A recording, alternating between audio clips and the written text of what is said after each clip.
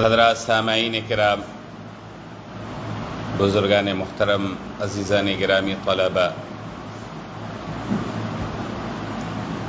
گزشتہ آیات میں اللہ رب العالمین نے چیلنج دیا، خاص طور پہ جو عرب کے مخاطب تھے انہیں اور پھر پوری دنیا کی انسانیت کو، کہ اگر تمہیں قرآن کریم کی آیات کے اللہ کی جانب سے ہونے میں شک و شبہ ہے اور تم اس عظیم کلام کو انسانوں کا کلام سمجھتے ہو، تو تمہیں چیلنج یہ دیا جاتا ہے کہ اس جیسی ایک سورہ بھی لے آؤ، اس جیسی ایک آیت بھی لے آؤ، اس جیسا کوئی کلام پیش کر کے دکھاؤ۔ اور اگر تم ایسا نہیں کر سکے اور ہرگز نہیں کر سکو گے، صبح قیامت تک نہیں کر سکو گے، تو تم تیار ہو جاؤ اس عذاب کا سامنا کرنے کے لیے کہ جس میں انسان اور پتھروں کو جھونکا جائے گا۔ وہ جہنم کی عذاب اور جہنم کی سزائیں اور جہنم کی کلفتیں اور جہنم کی سنگینیاں، اس میں ان لوگوں کو جھونکا جائے گا جو اس کلام پر ایمان نہیں رکھتے۔ اب ظاہر ہے کہ اگر تم نے اس کلام کو اللہ کا کلام نہیں سمجھا، اس پر ایمان نہیں لائے اور اس پہ یہ اعتراض کرتے رہے کہ یہ بشر کا کلام ہے، انسان کا کلام ہے، اور تمہیں جو چیلنج دیا گیا اسے بھی پورا نہیں کر سکے اور کبھی پورا نہیں کر سکو گے، چونکہ یہ اللہ کا کلام ہے، یہ کلام معجز ہے، یہ اسلام کا زندہ جاوید معجزہ ہے، رسول اللہ صلی اللہ علیہ وسلم کا معجزہ ہے۔ اس جیسا کلام انسان پیش نہیں کر سکتا، چونکہ کلام الملوکی ملوک الکلام، جو بادشاہوں کا کلام ہوتا ہے وہ سارے کلام کا بادشاہ ہوتا ہے، تو جو سارے بادشاہوں کا جو بڑا بادشاہ ہے، جو احکم الحاکمین کا کلام ہو، اس جیسا کلام کوئی کیسے پیش کر سکتا ہے؟ اس کے الفاظ بھی عظیم، اس کے معانی بھی عظیم، اس کی فصاحت بھی عظیم، اس کی بلاغت بھی عظیم، اس کی فصاحت، اس کی بلاغت، اس کے الفاظ کی جو ترتیب ہے، وہ ساری چیزیں ایسی ہیں جو انسان کے تصور سے بالا تر ہیں، اور کوئی بھی انسان جتنا بڑا فصیح و بلیغ ہوگا وہ اس کو سنجیدگی کے ساتھ جب پڑھے گا تو وہ پکار اٹھے گا، ما ھذا قول البشر، یہ تو کسی انسان کا کلام ہی نہیں، یہ تو اللہ رب العالمین کا کلام ہے۔ تو فَإِن لَمْ تَفْعَلُوا، اگر تم اس کی مثال نہیں لا سکے اور ہرگز نہیں لا سکے گے، تو پھر اس جہنم کی آگ سے ڈرو جس کا ایندھن آدمی اور پتھر ہیں اور جو منکروں کے لیے تیار کی گئی ہے۔ قرآن کریم کا خوبصورت اسلوب یہ ہے کہ جہاں پہ اہل ایمان کا تذکرہ آئے گا وہاں پہ منکروں کا تذکرہ آئے گا، جہاں پہ سزاؤں کا تذکرہ آئے گا وہاں پہ انعام کا تذکرہ آئے گا، جہاں پہ مثبت باتیں آئیں گی، کچھ کرنے کا حکم دیا جائے گا تو وہاں پہ منفی باتوں سے روکا بھی جائے گا، جہاں پہ دوا بتائی جائے گی وہاں پرہیز بھی بتایا جائے گا۔ یہ قرآن کریم کا اسلوب ہے۔ تو یہاں پہ کافرین کا تذکرہ آیا، یہاں پہ جہنم کے عذاب کا تذکرہ آیا، آگ کا تذکرہ آیا، تو اس کا اپوزٹ کیا ہے؟ اہل ایمان کا تذکرہ، جنت کا تذکرہ، جنت کی نعمتوں کا تذکرہ۔ ارشاد فرمایا اللہ تعالی نے، وَبَشِّرِ الَّذِينَ آمَنُوا وَعَمِلُوا الصَّالِحَاتِ، اور خوشخبری سنا دیجئے آپ صلی اللہ علیہ وسلم حکم کن کو دیا جا رہا ہے؟ نبی کریم صلی اللہ علیہ وسلم کو۔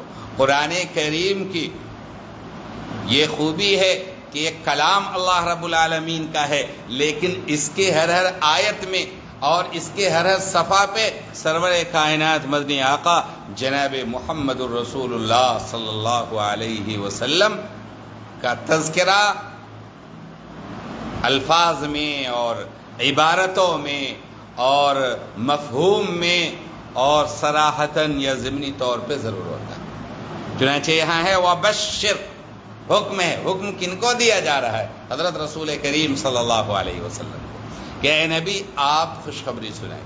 اسی لیے آپ کی صفات میں سے ایک صفت یہ ہے کہ آپ بشیر تھے، آپ نذیر بھی تھے اور آپ بشیر بھی تھے۔ نذیر اللہ کے عذاب سے ڈرانے والا، اللہ کی پکڑ سے ڈرانے والا، اللہ کے مؤاخذے سے ڈرانے والا، اللہ کے غیظ و غضب سے ڈرانے والا، وہ نذیر ہوا۔ چنانچہ اس صفت کا بھی استعمال کیا گیا ہے۔ الحمدللہ الذی انزل علی عبدہ الکتاب وَلَمْ يَجْعَلْ لَهُ عِوَجًا قَيِّمًا لِيُنذِرَ بَأْسًا شَدِيدًا، ينذر تاکہ ڈرائے۔ سورہ کہف کی ابتدائی آیات۔ یہاں پہ وَبَشِّرْ، اے نبی آپ خوشخبری سنا دیجئے ان لوگوں کو جو ایمان لائے اور جنہوں نے اچھے کام کیے۔ کن کو خوشخبری سنانا ہے؟ ایمان لانے والوں کو، اعمال صالحہ کرنے والے کو، اچھے کام کرنے والوں کو۔ کس چیز کی خوشخبری سنانی ہے؟ کہ ان کے واسطے جنتیں ہیں، ان کے واسطے بہشت ہے۔ ان لہم جنات، کہ ان کے لیے باغات ہیں، تجری من تحتها الانہار، کہ ان کے نیچے نہریں جاری ہوں۔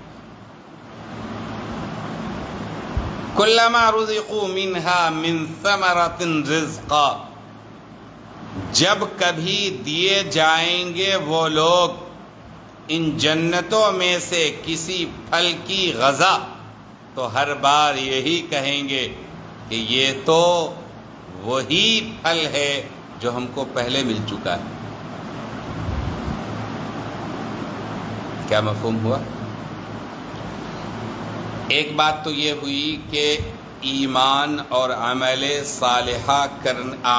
صالحہ کرنے والوں کو خوشخبری سنائیے کہ ان کے لیے جنتیں ہوں گی، تجری من تحتها الانہار، اس کے نیچے نہریں جاری ہوں گی۔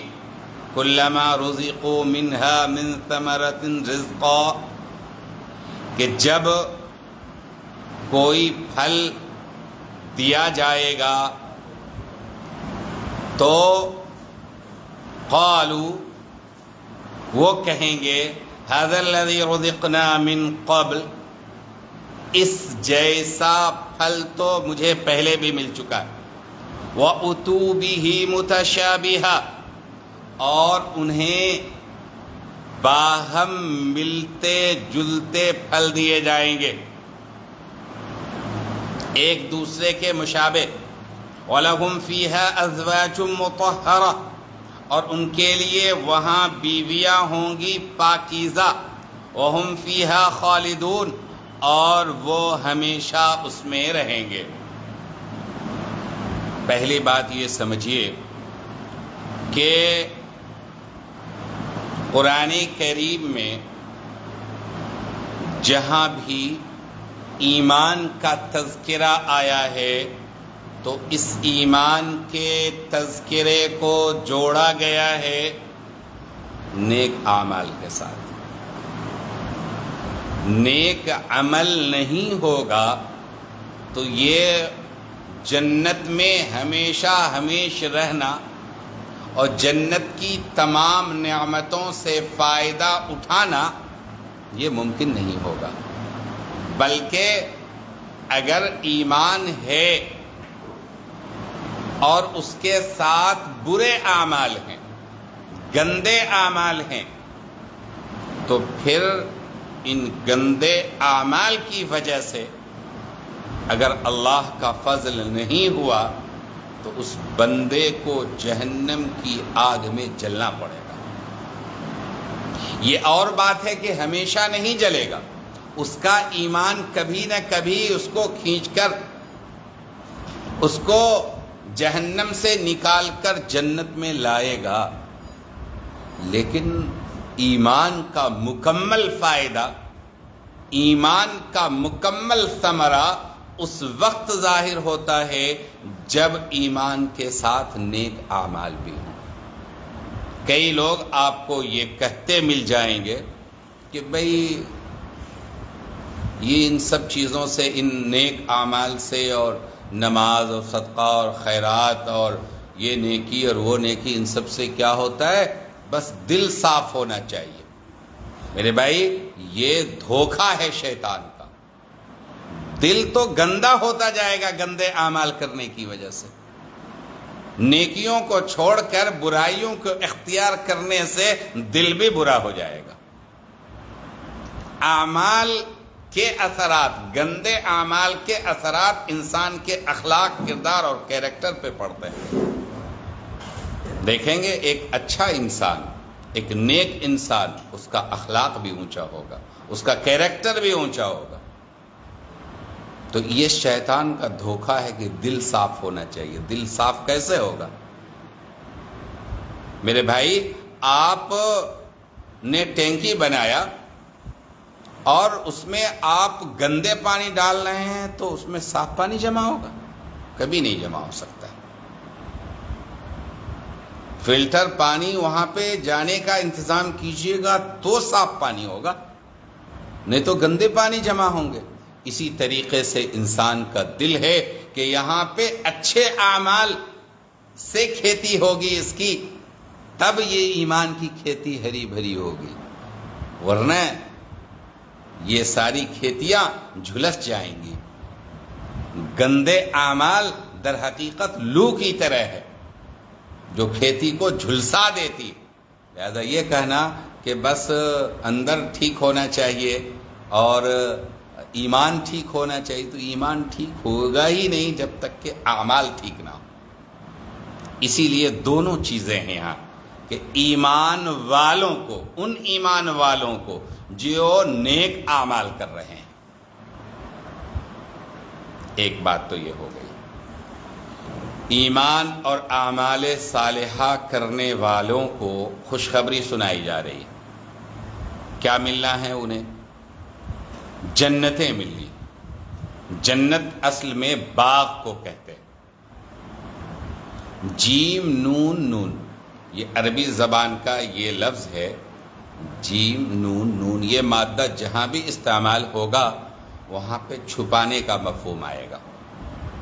اسی سے جنون ہے، عقل کا چھپ جانا، اسی سے مجنون ہے، اسی سے جنات ہے کہ ہماری نظروں سے وہ چھپا ہوتا ہے،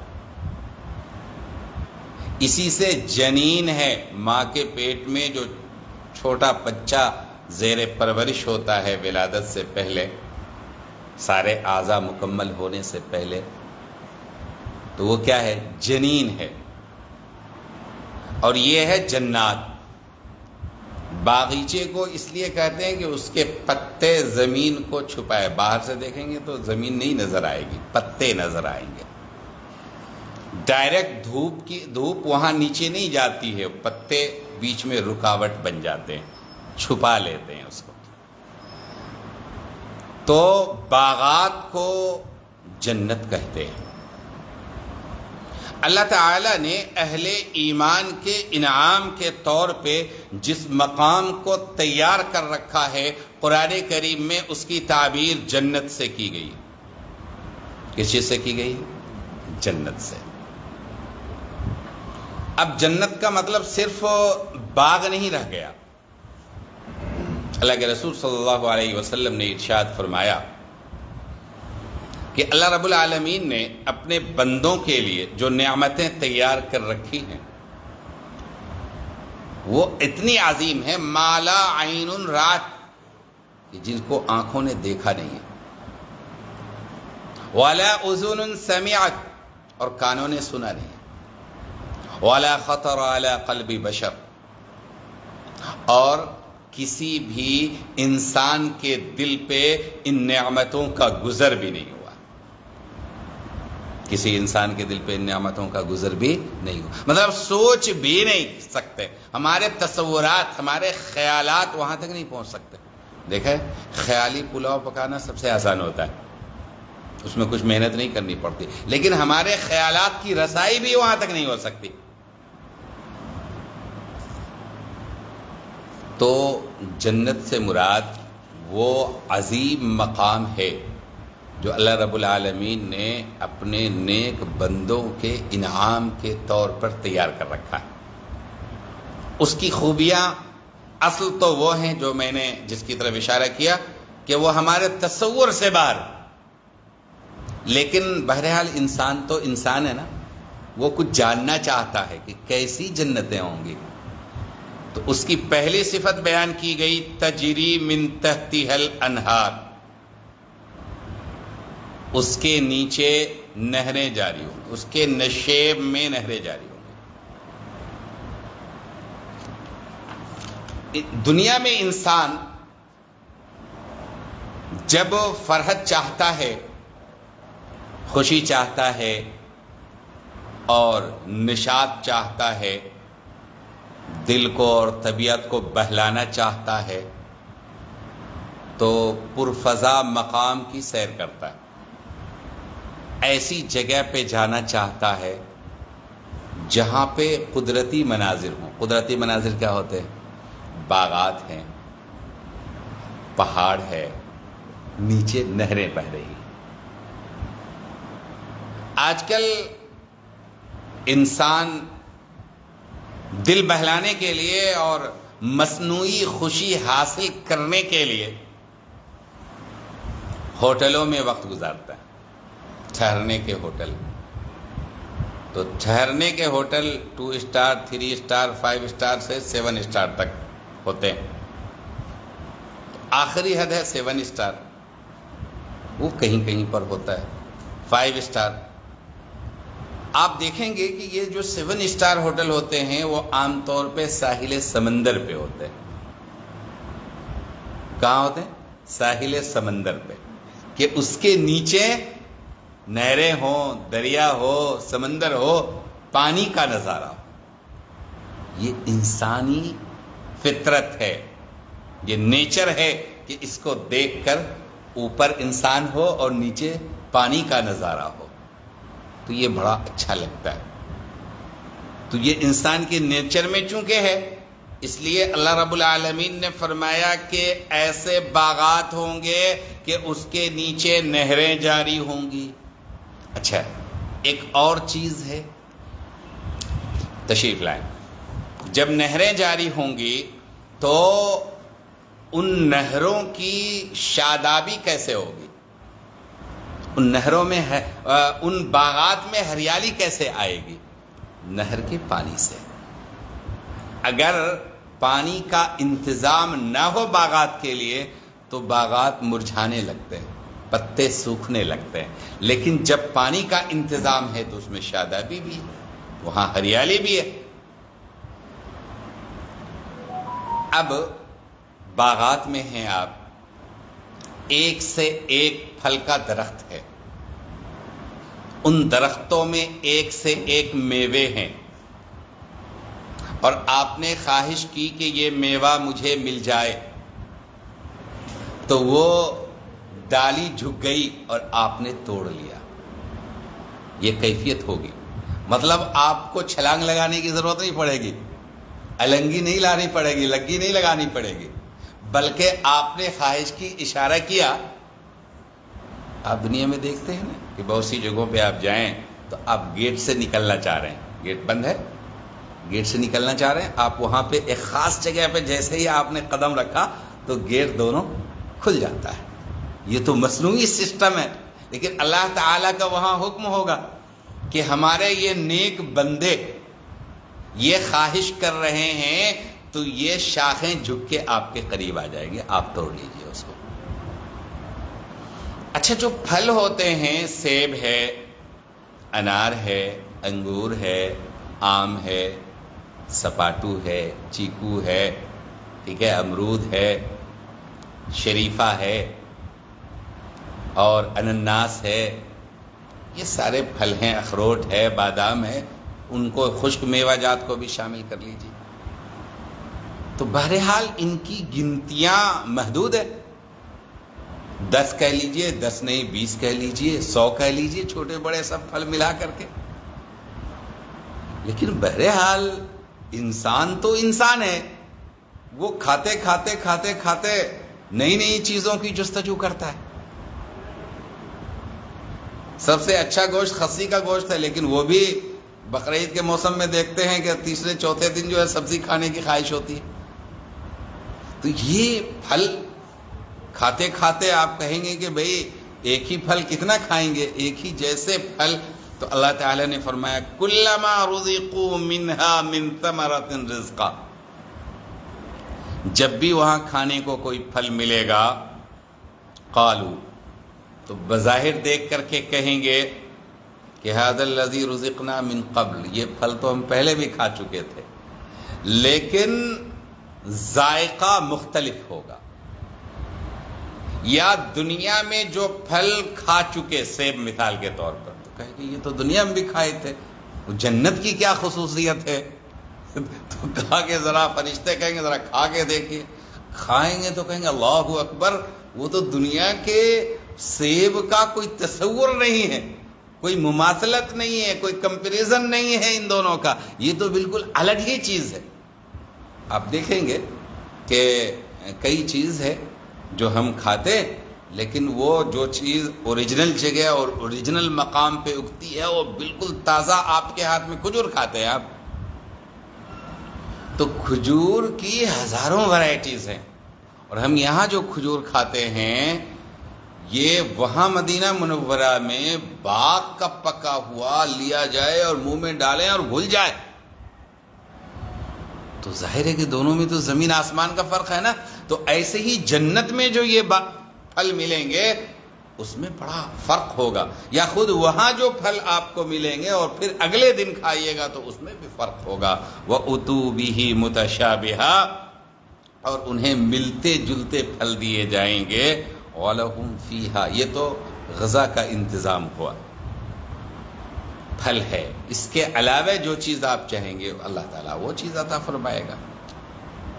لیکن ایسی کوئی چیز کی آپ کو خواہش نہیں ہوگی جس سے بول و براز کی ضرورت پڑے، استنجا، ٹھیک ہے، اور اس طرح کے تقاضے آپ کو محسوس ہو، تو آپ کہیں گے کہ کھائیں گے تو پھر اس کی تو ضرورت پڑے گی، اور وہاں پہ تو گندگی کی کوئی جگہ ہے نہیں، تو اللہ کے رسول صلی اللہ علیہ وسلم نے فرمایا کہ ایک ڈکار آئے گی اور ساری چیز ہضم ہو جائے گی، سارا سب ختم۔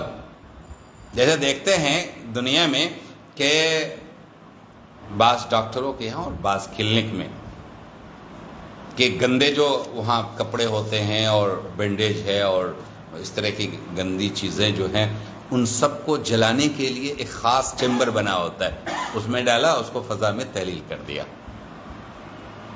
تو گویا کہ یہ گندی چیزیں فضا میں تحلیل ہو گئی۔ تو اللہ رب العالمین کی طرف سے یہ انتظام ہوگا کہ وہ گندی جگہ تو ہے نہیں، بس ایک ڈکار جو ہے وہ ساری چیزوں کے لیے کافی ہے۔ اس پیٹ کی ضرورت کے بعد، زبان کی ضرورت کے بعد، دو ہی چیز نہیں، بھوک لگتی ہے انسان کو، تو بھوک لگتی ہے تو انسان کچھ بھی ڈالے تو یہ بھر جائے گا، لیکن اس میں پھر زبان کی ضرورت ہوتی ہے کہ ذائقہ بھی اس کا ٹھیک ہونا چاہیے۔ انسان بھات کھاتا ہے اور انسان پلاؤ کھاتا ہے،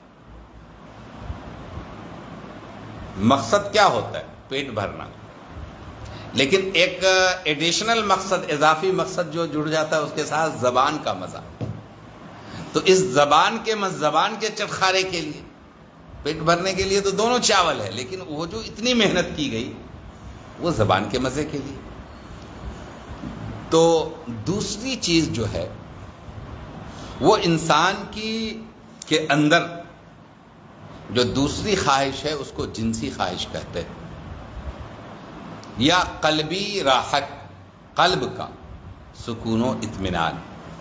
یہ قلبی راحت کہاں سے حاصل ہوتی ہے؟ یہ آپ کے ہم مزاج کوئی آپ کا رفیق مل جائے، منزلیں ہو جاتی ہے آسان گر کوئی ہم سفر مل جائے۔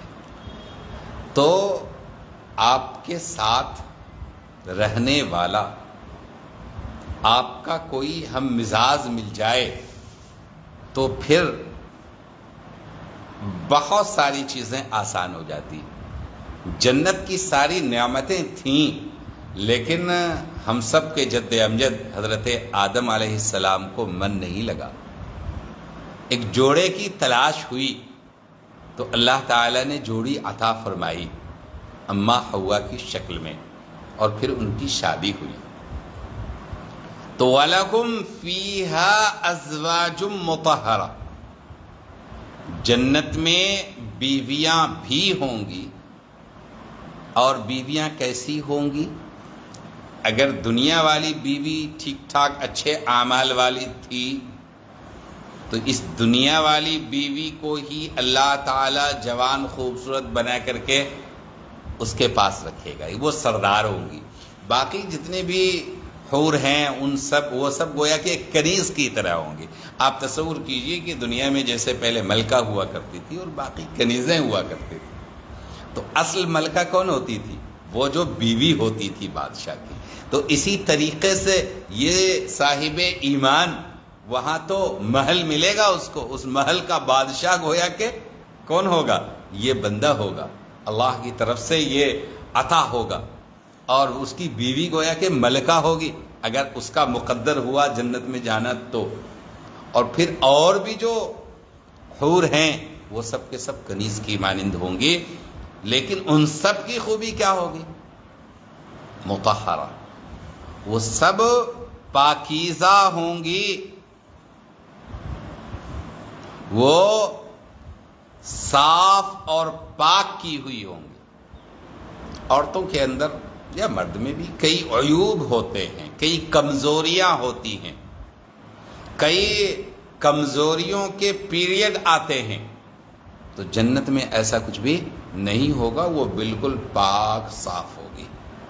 اخلاق بھی اچھے ہوں گے، عادتیں بھی اچھی ہوں گی، اور اس کے سارے معاملات بھی اچھے ہوں گے، اور ہر قسم کی گندگی سے وہ پاک ہوگی، چاہے بول و براز ہو، چاہے حیض و نفاس ہو۔ وَهُمْ فِيهَا خَالِدُونَ، اور اللہ رب العالمین کی طرف سے انعام کیا ہوگا؟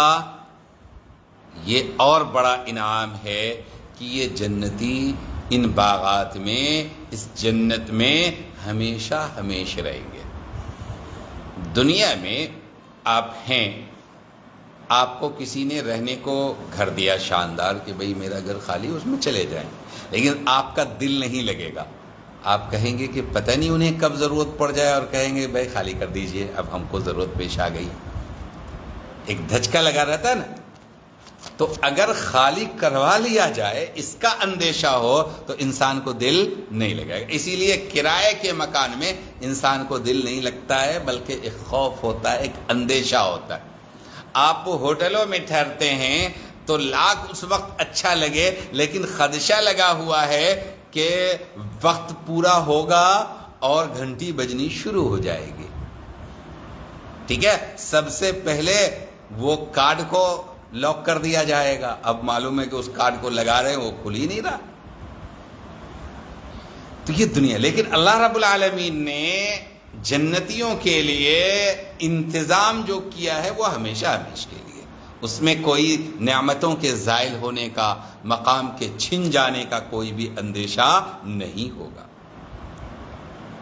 یہ تو جنتیوں کا تذکرہ ہوگا، اور جنتیوں کا تذکرہ رسول اللہ صلی اللہ علیہ وسلم اور صحابہ کرام جب قرآن کریم کی تلاوت کرتے تھے اور جنت اور اہل جنت اور جنت کی نعمتوں کا تذکرہ آتا تھا تو خوشی محسوس کرتے تھے، خوشی کا اظہار کرتے تھے، چہروں سے خوشی ظاہر ہوتی تھی۔ تو ہمیں بھی جب جنت کا تذکرہ ہو تو ہمارے دل میں بھی خوشی ہونی چاہیے اور ہمارے چہرے مہرے سے بھی خوشی کا اظہار ہونا چاہیے۔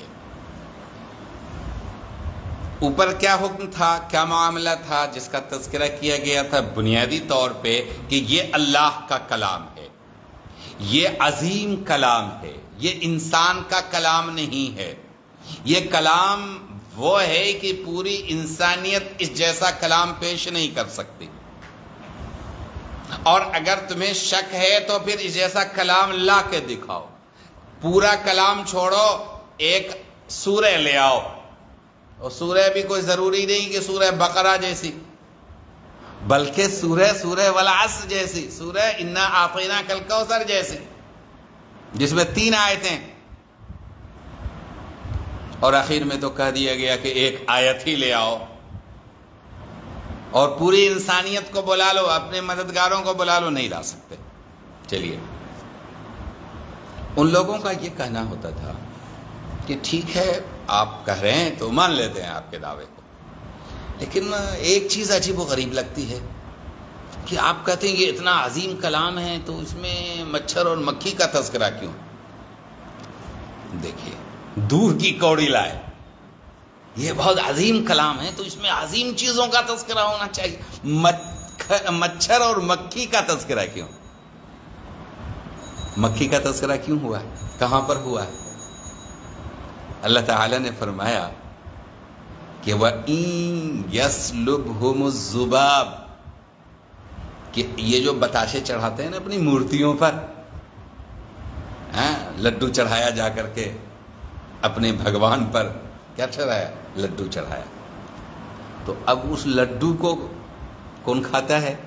سب سے پہلے مکھی آ کے بیٹھتی ہے اس کے اوپر، پھر چوٹیاں آتی ہیں، ٹھیک ہے، اور اگر دوسرے جانور بھی تو وہ آتے ہیں اور وہ لے جاتے ہیں اپنا اس کو کھا، کوے آ گئے اپنا وہ لے بھاگ گئے۔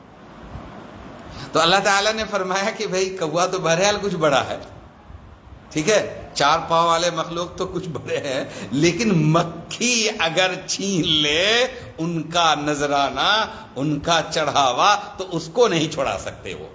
ضعف الطالب والمطلوب، اب اس سے جا کے مانگ رہے ہیں جو خود اپنے بدن سے ایک مکھی کو نہیں ہکا سکتا، اس سے جا کے کیا مانگ رہے ہیں؟ اپنی ضرورت مانگ رہے ہیں۔ تو مانگنے والا بھی کمزور ہے اور جس سے مانگا جا رہا ہے وہ بھی کمزور ہے۔ تو یہ ذباب کا تذکرہ آیا، یعنی مکھی، ذباب مانے مکھی۔ دوسری آیت میں اللہ تعالی نے فرمایا، ایک مکمل سورہ ہے، اس سورہ کا نام ہے عنکبوت۔ عنکبوت کے معنی بتائیے؟ عنکبوت جالا لگانے والا، مکڑی۔ تو اللہ تعالیٰ نے پہلے فرمایا ان اوہن البیوت لبیت العنکبوت، سب سے کمزور گھر جو ہے وہ مکڑی کا گھر ہوتا ہے، مکڑی کا جالا۔ تو کہتے ہیں کہ ان کے جو تصورات ہیں، ان کی جو تمنائیں ہیں، یہ جو کچھ کر رہے ہیں نا، تو یہ مکڑی کے جالے سے زیادہ اس کی کوئی حقیقت نہیں۔ تو اصل میں تو ان کو ٹارگٹ کیا گیا کہ تم جن پہ چڑھاتے ہو اور جن سے مانگتے ہو تو وہ تو مکھی کو نہیں ہکا سکتے، انہی کو ٹارگٹ کیا گیا کہ یہ مکڑی کے جالے کے مانند ہے۔ تو ایک انسان کنکریٹ کے مکان بناتا ہے اور ایک انسان جو ہے ریت پہ گھر بنائے، دونوں کیسے برابر ہو سکتا ہے؟ تو ایمان والوں کا جو مکان ہے وہ کنکریٹ مکان کی طرح ہے، ان کے عقیدے کنکریٹ مکان کی طرح، اور ان کا معاملہ جو ہے وہ جال کے مکڑی کے جالے کی طرح ہے۔ تو انہوں نے کہا کہ اس عظیم کلام میں یہ مکڑی اور مچھر کا تذکرہ کیا مطلب؟ یہ ٹھیک نہیں لگتا، اگر یہ نہیں ہوتا تو ہم مان لیتے۔ یہ بھی کٹ حجتی تھی، یہ بھی مطلب کوئی ماننے کے لیے نہیں تھا۔ تو اس کا جواب دیا اللہ رب العالمین نے، ان اللہ لا یستحیی ان یضرب مثلا ما بعوضة فما فوقها فأما الذين آمنوا فيعلمون أنه الحق من ربهم وَأَمَّا الَّذِينَ كَفَرُوا فَيَقُولُونَ مَاذَا أَرَادَ اللَّهُ بِهَذَا مَثَلًا يُضِلُّ بِهِ كَثِيرًا وَيَهْدِي بِهِ كَثِيرًا وَمَا يُضِلُّ بِهِ إِلَّا الْفَاسِقِينَ۔ یقیناً اللہ تعالی نہیں شرماتا، یقیناً اللہ تعالی نہیں شرماتے کہ بیان کر دے کوئی مثال بھی، خواہ مچھر ہو خواہ اس سے بھی بڑھی ہوئی، یعنی مچھر سے بھی حقیر کوئی چیز ہو۔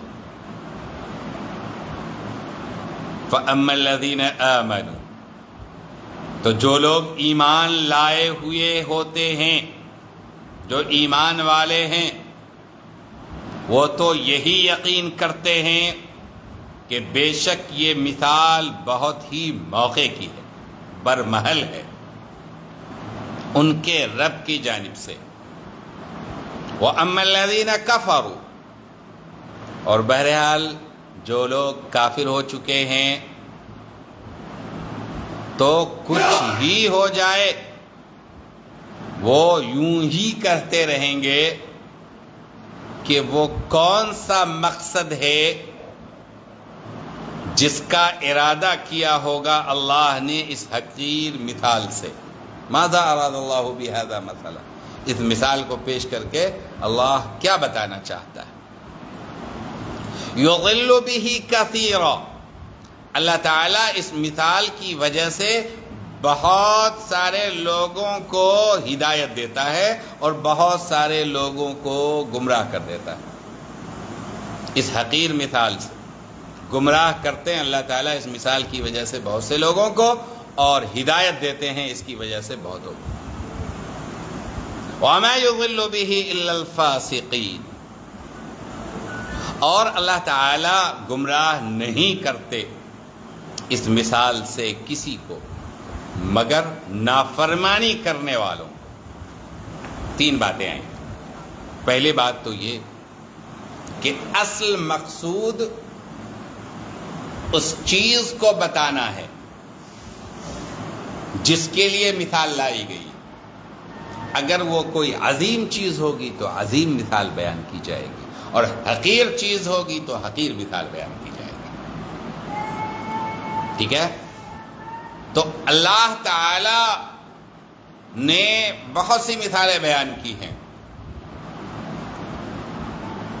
پہاڑ کی مثال بیان کی، کل جبال، پہاڑ کی طرح مضبوطی کو بتانے کے لیے۔ لیکن حقیر چیز کو بتانے کے لیے ان کا جو گندا رویہ ہے، ان کے جو کتے کی مثال بیان کی، مثلہم کمثل الکلب، ان کی مثال کتوں کی مثال۔ تو اگر اچھی بڑی چیز ہے، عظمت والی چیز ہے، تو اس کو بیان کرنے کے لیے عظیم مثال بیان کی جاتی ہے، اور اگر حقیر چیز ہے تو اس کو سمجھانے کے لیے، اس کو بتانے کے لیے حقیر مثال بیان کی جاتی ہے۔ اللہ کے لیے یہ چیز کوئی وجہ حیا اور وجہ عار نہیں ہے کہ تم کو دیکھ کر کے اور تمہارے ان بے بنیاد اعتراضات کا کیا کیا جائے، اس کو اہمیت دی جائے اور اس طرح کی مثالیں بیان نہیں کی جائے۔ ایمان والوں کا معاملہ تو یہ ہے کہ انہیں یقین ہے کہ یہ ساری مثالیں اللہ رب العالمین کی طرف سے، لیکن جو نہیں مانتے ہیں، منکر ہیں، انہیں پرابلم ہے، وہ اعتراض کرتے ہیں، لیکن ان کا اعتراض، اس کے اندر کوئی لاجک نہیں، کوئی معقولیت نہیں، بے بنیاد اعتراض ہے ان کا۔ اللہ تعالیٰ نے فرمایا کہ ایک ہی مثال ہے، اسی مثال سے ایک شخص ہدایت پا رہا اور ایک شخص گمراہ ہو رہا ہے۔ ایسا کیوں ہے؟ ایسا اس لیے ہے کہ ہدایت پانے والا نیک انسان ہے، اس کی طبیعت میں ضد نہیں ہے، عناد نہیں ہے، ہر دھرمی نہیں ہے، بغاوت نہیں ہے، اس لیے وہ ہدایت پا رہا ہے۔ اور جو دوسرا ہے، اس کے دل میں ہٹ ہے، ضد ہے، عناد ہے، اس لیے وہ ہدایت نہیں پاتا ہے۔ اسی لیے اللہ تعالیٰ نے فرمایا کہ یہدی بہ کثیرا، اس سے بہتوں کو ہدایت دیتا ہے. یہ مکمل اس مثال کی بھی یہی حیثیت ہے اور مکمل قرآن کریم کی بھی یہی حیثیت ہے. یاد رکھیے کہ اس قرآن کریم میں جو سنجیدگی کے ساتھ اور متانت کے ساتھ اور انصاف کے ساتھ غور کرتے ہیں وہ ہدایت پا جاتے ہیں.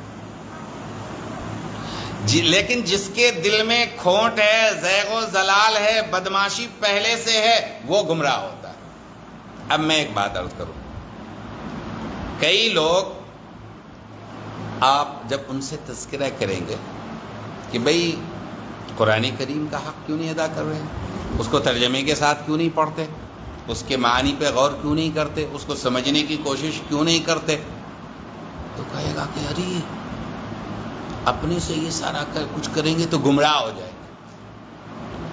یہ ان کا چور بول رہا ہے، وہ ان کی بےمانی بول رہی، یہ ان کا نفاق بول رہا ہے. اصل میں وہ قرآن کریم کے اس حق کو ادا کرنے کے لیے تیار نہیں. علماء نے، اکابر نے یہ جو ترجمے لکھے دنیا کے ہر زبان میں کس کے لیے لکھے؟ علماء تو خود عربی زبان جانتے ہیں، وہ تو خود سمجھنے پہ قدرت رکھتے ہیں، وہ خود قادر ہیں، وہ عوام کے لیے لکھے گئے.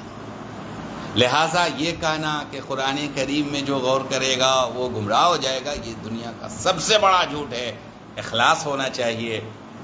جب بھی قرآن کریم میں غور کرے گا اور تلاوت کرے گا اور تدبر کرے گا، اللہ تعالیٰ اس کے ایمان کے نور میں اضافہ کرے گا.